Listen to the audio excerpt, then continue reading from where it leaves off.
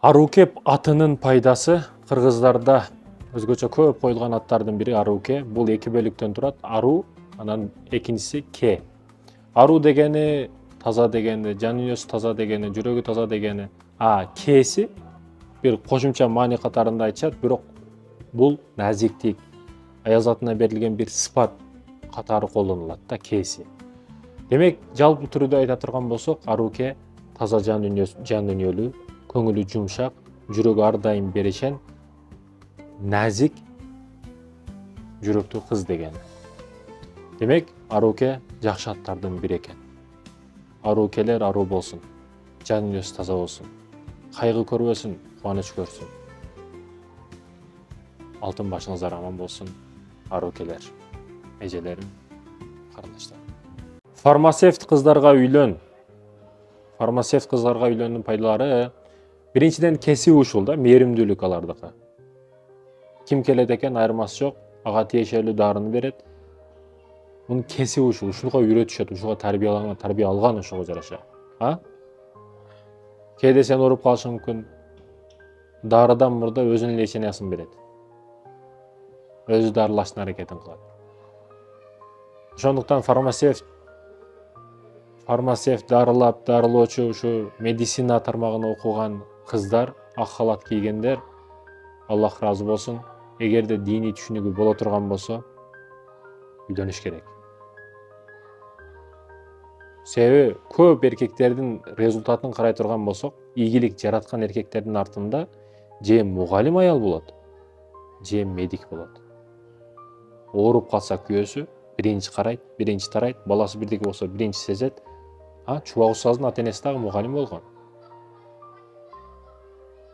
Күчтүүлөрдүн аялы же мугалим, же ушу дары-дармек, медицина тармагынан аялдар болот экен. Себеби экөө тең күчтүү да. Мугалим күндө кантип эле целый мектепке тарбия берген аял сен 2-3 балаңа тарбия бере албай калсын деген суроо жалат.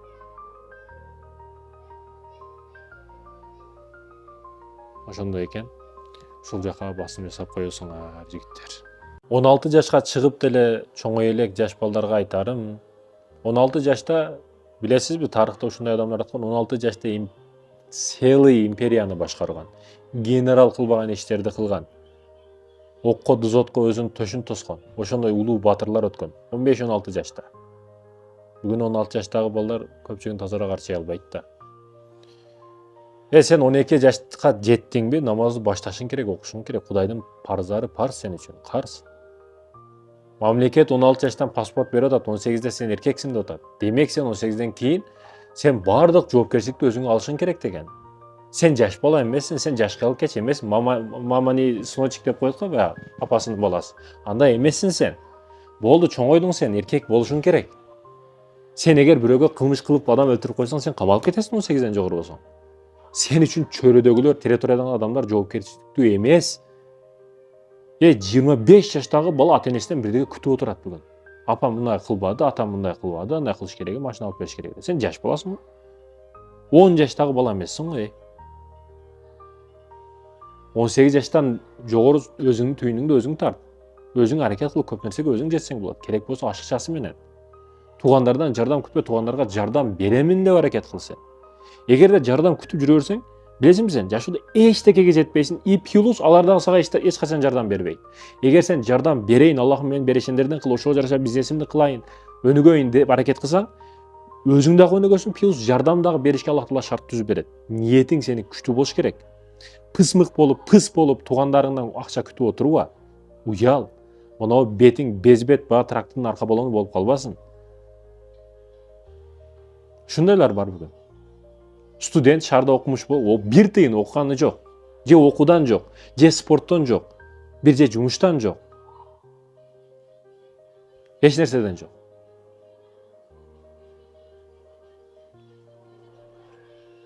Ошондой экен, урматтуу жигиттер, урматтуу эже карындаштарым, аракет кылыш керек. Кыз баласынбы, оозуңду ачып отура бербе, күйөөм багат экен деп. Бүгүн жашсың, секелек кызсың. Жок дегенде англис тилди үйрөнүп ал. Мектептен мугалим болсоң болот. Жашоо ар кандай, бүгүн эч нерсеге ишенип болбойт. Күйөөң менен ажырашып кетсең кайка барасың? Колуңда bir өнөрүң жок. Балдарың кантип багасың? Бул жөн эле суроо. Андай болбосун, жөн эле суроо. Өнөрү бар адам бар жерге сиңип кетет, сыгып кетет. Жөн эле тигишти, бычышты дагы бирдекелерди үйрөнүп алсаң, бул сага пийлус да, эч качан зыян эмес. Ошондуктан кыздарыбыз жалкоо болбоңуздар. iPhone сизди алдап койбосун. Бүгүнкү жыргал жашоо алдап койбосун. Калың көрпөлөр, жылуу төшөктөр, өзүңүздү газыңызды өзүң 24 сааттап жата бербе жыттап. Аракет кыл. Окуган кыздарды көп келин кылыштан коркот. Себеби алар окуган да, көп нерсени билип түшүнүп калган. Алар диний жактан дагы, дүйнөлүк жактан дагы, мыйзам жактан дагы сүйлөшүп коет да көп учурда. Көп нерсеге акылы, парасаты жеткендиктен укугун дагы билет. Ошондуктан көп коркушат, чочушат, окуган, билимдүү, чындап тажрыйбасы күчтүү кыздарды келин кылыштан. Келин дегени кул деген эмес. Койдой жоош, кайка айдасаң ошак, ооба, окей, understand дей турган эмес. Кээ бир темалар болот, жок деш керек ага. Ал кайнемне тараптан келсе дагы. Бар сигарет алып кел, бар арак алып кел десе, бундай нерсе приказдар кылынбайт. Кээде уяттуу темалар болот. Кээде абийирдүү кайнаталар дагы болот. Ич кийимен келинине бере албайт. Жууп бер деп. Ойлонуш керек да, коомубузда болуп жаткан иш аракеттер. Да. Жүзүңдөн теп жылмайыш болосун, жан дүйнөң чындыгында жөргөмүштөр жасап болгон да. Бекерчи жалкоо кыздарга 3 кеңеш. Биринчиден, жок дегенде 10 мүнөттөн китеп окушту баштаңыз.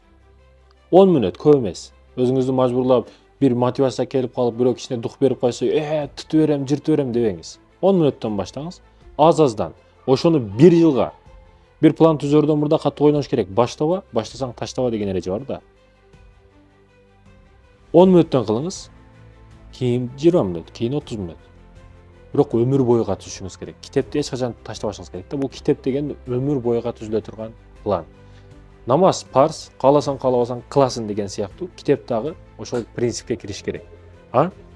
Экинчиден, бир нерсени билип алышыңыз керек. Бул колдоо. Колдоо. Кимди колдойсуз? Кордобойсуз, колдойсуз. Эгерде бир семьянын ичидеги мүчө болсоңуз, атаңыз болсо, акелериңиз болсо, аларды колдоңуздар да. Ар бир жактан. Кээде ал башчы акыл жактан кеңешиңиз болушу мүмкүн. Эгерде күйөөгө тийген болсоңуз, күйөөңүздү ар дайым колдошуңуз керек. Билесизби, аялдар үчүн мен жеке өзүмдүн субъектив пикирим, бул эң жакшы берилген сыпат, бул эгер болсо, парасат. Мындан ашыкча нерсе жок. Акылдуу кыздар толтура, дипломдуу акмактар толтура дүйнөдө. Бирок парасаты жок да. Акылдуу кыздар көп ажырашып кетип атат. Неге? Парасаты жок себеби. Күйөөсү нерв болуп, жарым саат калганда мынандай кылып кой дейт. Парасаттуу аял өзү билип кылып коет ошондуктан айтып.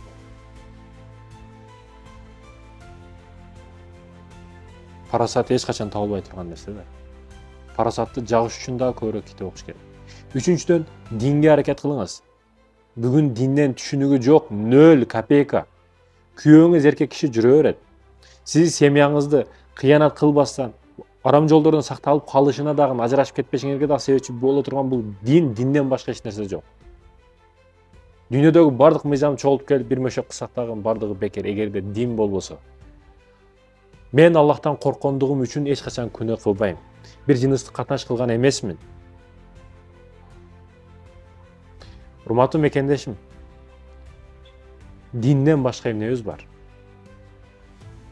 Аял неге кыянат кылат? Кудайдан коркпогондугу үчүн.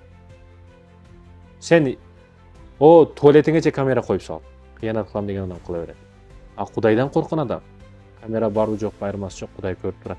Кылбайт эч нерсе.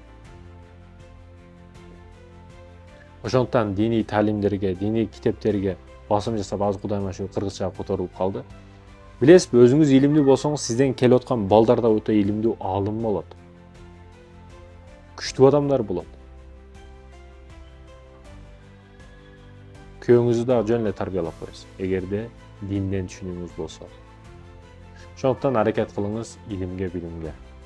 машинанын астыга БК деп жазып алып, XX деп жазып алып, 37-ни, 38-ди коюп алгандар, 01 деп баягы 01 десе Бишкекчен экен, Бишкекчанин экен деп Баткендик 03, 08 оштук бирдеке номерлерди кысып айдагандар, тарайтырып айдагандар. Жан дүйнө кенен болуш керек да адамдыкы.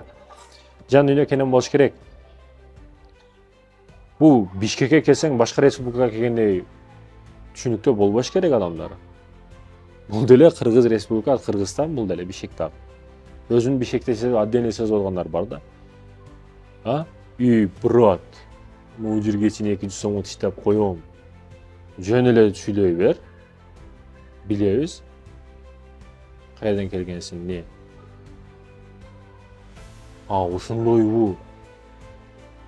190 сомго таштап койсоң бойбу. Хорошо. Давай. Отур. Отургандан кийин өз кайерлик болсо сен. Коштук мынакей деп коет. Коштук экенсиң го. Катыштын не кереги бар? Такабурлуктун не кереги бар? Асманды чукуп кире албайсың, жерди казып кире албайсың, айтор. Ошо Айбек, ошо Шумкар бойдон кыласың. Айтайын дегеним кереги жок. Бөлүнүштүн кереги жок. Бир регионго, бир нерсеге өзүңдү байлап, өзүңдү көтөрүш кереги жок. Мактанса, арзый турган нерсе макул, Куранды жаттап ал, 1000ден бири жаттай албай аткан нерсе да бул. Андан кармап жүрүш дагы өтө кыйын. Китепти жаттап ташта. 10 тилди эркин сүйлөп кал. Мактана бер эми. Французча сүйлө, англисче сүйлө, немисче сүйлө, Биз көрөйлү. Анан болбогон нерсе, машина менен мактангандар бар. Машина мактана турган нерсе эмес.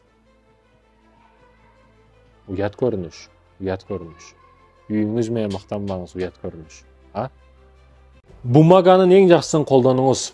Мекендешим, неге жештен аябайсыз? Жегенде самсыларды жейсиз, мантыларды жейсиз, шашлыгыдан жейсиз, анан бумагага келгенде 10 сомдук карасынан колдоносуз. Бул организм го. Кээ бирөөлөр киндиктен ылдыйын башка тела, башка адамдыкы деп ойлойт да, бирөөнүкү деп ойлойт. Боло берет дейт да. Бул сенин телаң, сенин денең, сага бир жолу берилген нерсе бул. Башка жол келбейсиң сен бул дүйнөгө. Ушу кагазга келгенде аянбай кое бер. Жакшырагын иштетип кое бер. Өзү көп бумагалар мусордан даярдалат го. Ошон үчүн айтып атам да, эскертүү катарында карап коюңуздар депчи. Анан көпчүктү жууганга бир кумган суу кереги жок, ага гусул кыласың. Кичине суу жетет. Дааратканага кумгамды толтуруп кирип кетип аткандар бар да. Мешиттерде ушундай. Иштесең кичине иштетесиң, калганы калып кетет. Ысырап бул, ысырап. Ар бир сууга жооп беребиз. Дагы не бар?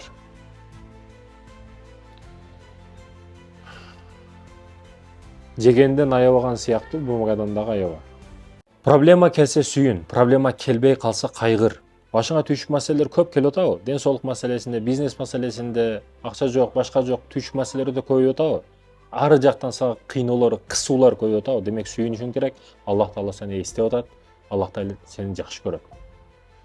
Ар бир нерсе бекеринен эмес. Оору бердиби? Демек сени Аллах Таала тазалап атат. Баягы алтынды мынтип баягы мусорлар ичинен кагып тазалап атат го, жалтыраган алтын. Ошол сыяктуу сенин күнөөлөрүңдү төгүп тазалап атат.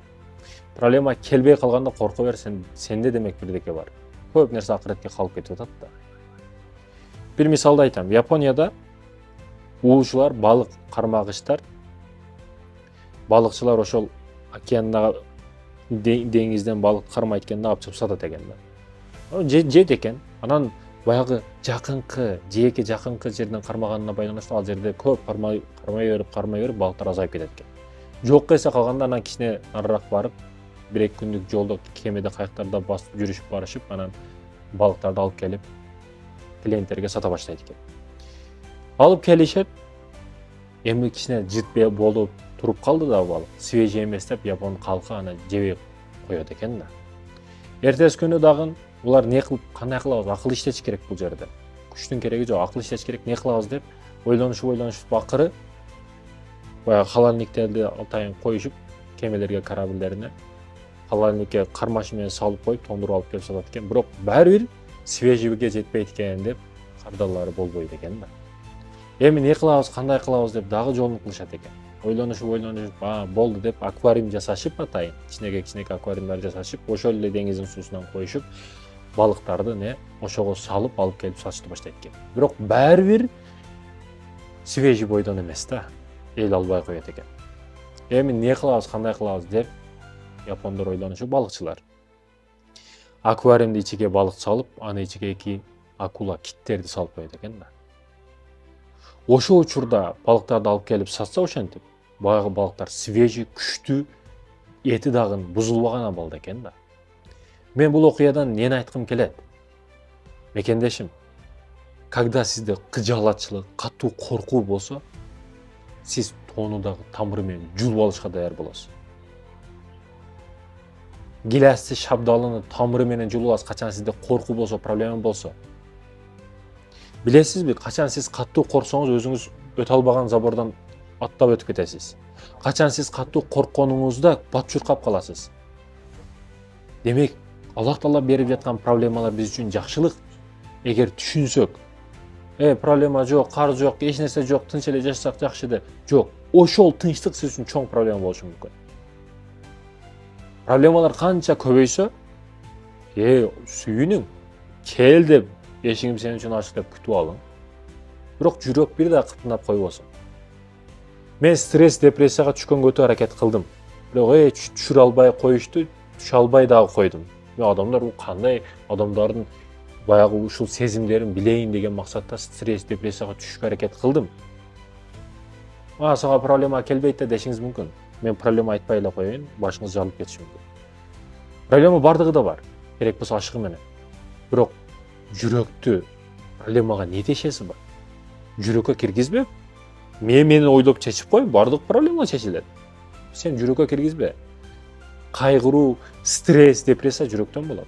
Ал мээде ойлонуп туруп чечип койсо болот любой проблема. Айтайын дегеним, мекендешим. Сиз бирөөнү өлтүрүп койсоңуз, буга чейин өлтүрүп коюшту. Миңдеген адамдарды өлтүрүп койгондор да өлүп кетти. Сиз неден кычалат болосуз? Бул деген өлтүрүп кой деген эмес. Өтө оор мисалды мисалга келтирип атам да. Кайгырышка эч нерсе эч качан акыңыз жок сиздин. Бардык проблемалар келтабы сизге. Демек, чечиңиз. Аллах үчүн аракет кылыңыз. Ар бир мусулмандын ар бир иши жакшылык. Пайгамбарыбыз айтат, момундун ишине таң каламын дейт. Сыноо келсе сабыр кылат, ага дагы соо болот. Проблема түйшүк маселелер келсе сабыр кылат, ага соо болот. Жакшылык келсе шүгүр кылат дейт, ага дагы соо болот. Айтор, биздики бардыгы шүгүрчүлүк, рахмат, жакшылык экен да. Демек, мусулмандын кайгырышка акысы жок. Кураныбыз бар, исламыбыз бар, жай намаз бар, ушунча нерсе болуп биз кайгыга, проблемага кирип калышыбыз мүмкүн эмес. Сен девушкаңа келип көз жашыңды төкпө, сен жай намазды Аллахка жалын. Сен ата-энеңе ыйламыш болуп барба. Кайда проблема келгенде маңкаңды агызып, мурдуңду агызып, ата мындай болуп калды дебе. Ар бир нерсени кылышка кылып аласың дагы анан неге кайгырып барасың? Ошо кылмышты кылардан мурда неге ата-энең менен кеңешкен жоксуң? Кылсаң болобу деп. Каалаган кылмышыңды кыласың, ата-энеңе мурдуңду агызып барасың. Таанышыңа чаласың түн 2-де. Ошо проблеманы чечип бер деп. Таанышыңдан сурадыңбы сен ошо ишти кылардан мурда? Же кеңештиңби? Демек, мекендешим, ар бир нерсе Аллахтын, Аллахка жалын. Аллах эч качан сындырбасын. Жашоодо көп нерсе сизди сындырышы мүмкүн, же сынгандай болушуңуз мүмкүн. Өзгөчө эркек киши, жигит киши эч качан жашоодо стресске түшүп, депрессияга түшүп, жашоодо сынып калышка акы жок, укугу жок. Анын аркасында себеби аялдар турат, өзүнүн семьясы турат. Жеке эгер керт башын ойлой турган болсо, да, сынышка акысы бар, бирок аркасында адамдар туруп, эч качан сынбаш керек. Үй цунами болуп, сел алып жоголуп кетеби, бирөөлөр бүт дүйнө кырылып калабы, өлүп калабы, бүт коронавирус басып кетип айырмасы жок. Эркек киши эч качан сынбаш керек, өзүн жоготпош керек ошол учурда дагы. Ар дайым алдыга аракетти токтотпош керек. Да, билесизби, мекендештерим, сиз арамдан, адалдан кылып, кээде акча жыясыз, башка кыласыз. Эч регулировка, сортировка кылбайсыз да, боло берет дейсиз да, ура бересиз акчаны. Бир күн келип, мынтип күлүштү бурап коет, тескери кылып алат болот.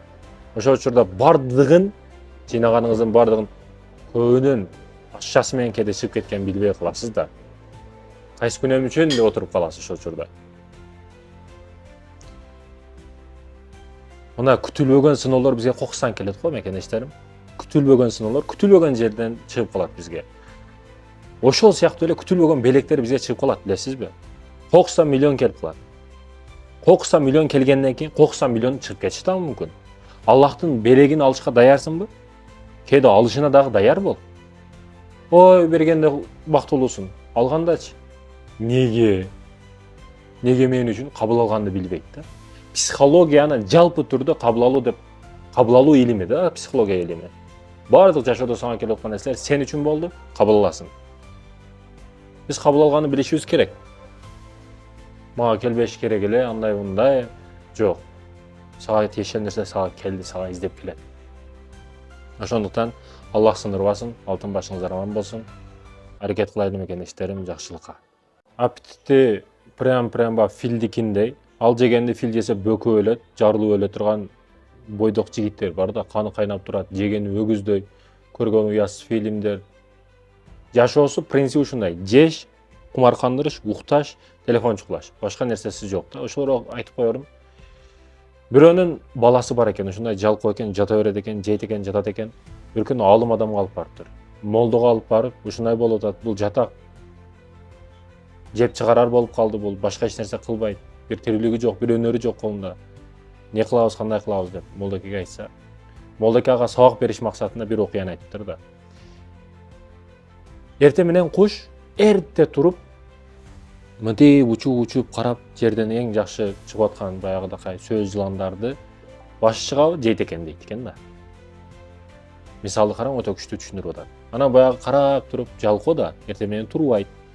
Карап туруп, демек эртең менен турбаш керек экен да. Эртең менен турсаң сөз жылан болуп жем болот экенсиң дейт да. Бул молдо нени мисал келтирип атат? А бул баягы издейм деген жол табат, кылбайм деген шылтоо табат дегенден кылып атат да. Да, жалкоого ар дайым жол даяр. Ошондуктан ар ким өзүнүн этабын белгилеп алат, белгилеп алсын. Эртең катуу өкүнөсүң.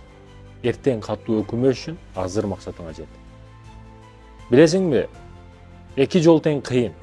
Максатыңа жетпестен саардан кечке иштеп, ушундай боло берет экен деп жашашың дагы кыйын болот. Ал оңой деп ойлобо. Ошо жатышың төшөктө, жатышың сен үчүн кыйын. Өтө кыйын, билесиңби? Бардык оору сенде да. Сен ойлобо, ошол жашоо жеңил мага деп. Жок, ал жашооң сага тескерисинче оор болот. Демек эки жол тең кыйын экен. Максатка жетип туруп кыйналганың жакшыраак. Демек аракетиңди башта, коңгуроону чал. Жигерим. Семирүүнүн 3 пайдасы бар. Биринчиден, аялыңызга алыңыз жетпей калат. Тердейсиз, чыдабай каласыз, көп нерсеге жетишпей каласыз. Аялыңыз дагы сизден ыраазы болбой калат, качан сиз семирсеңиз. Курсак деген авторитет деген эмес, оору дегени. Азыр билесизби, 7 айлык, 6 айлык кылып аялдар эмес, эркектер көтөрүп атат баланы. Бала дегенде май көтөрүп атат да. Чындыгында бул күлкүнүчтүү, өтө уяттуу көрүнүш.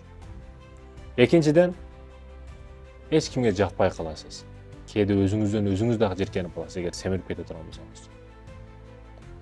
Ошо курсактуу адамдарды байкасаңыз, өзүнөн нааразы да. Бир лайыктуу кийимди көрөт, барып, бир кийимди кийгиси келет, шундай барып чуркап барып алайын десе размери табылбайт. Жага жакпай калат, айтора ар кандай. Бир жараштуу кийим дагы жок экен сизге, эгерде сиз семирип кетсеңиз. Үчүнчүдөн, жашооңузга кызыгышыңыз калбай калат. Тестостерон түшүп кетет, көп гормондор алмашып кетет. Ошого байланыштуу ар дайым караңгы ойлор, бир туман же түтүн ичиге кирип калгандай, караңгылыкта ичинде жүргөндөй боло бересиз, эгер семирип кетсеңиз. Ушундай пайдалары бар, ушу пайдаларын эсепке алып семириңиз дейбиз. Башка эмне дейбиз? Семире бериңиз, көбүрөөк семириңиз. Эч качан сулуулуктун ити болбо. Бүгүн красавицалар өтө көбөйүп кетти. Ал макияж жолу менен баягы бетке 5 килограмм бирдекелерди чаптап сулуу болгондор өтө көбөйүп кетти. Мен бул кайрылуум кыздарга эмес, аялдарга эмес. Сулуулуктун ити болбо дегеним бул эркектерге кайрылуу. Сулуулуктун кулу болбо дегеним бул жаштарга кайрылуу. Чындыгында бүгүн баягы тоону алып кел десең, тоону тамыры менен жулуп атырган эркектер бар да. Чындыгында ошондой күчтүү. Бир нерсе кыла турган болсо, кээде андан генерал губернатор чыгат. Генерал майорлор чыгат. Эң күчтүү лидерлер чыгат. Бизнес жаатына кирсе, бизнесте билесизби, ташты алтын кылып сата турган эркектер бар. Бирок арзыбаган катын кулу болуп, сулуулуктун кулу болуп, өзүнүн нафсине кумарына алданып, кыз үчүн эң баалуу болгон жаштыгын өткөрүп коюп атат да. Азыр максаттын артынан чуркай турган учур, тешиктердин артынан эмес. Максатка жетпесең, эртең өтө катуу удар болот өкүнөсүң.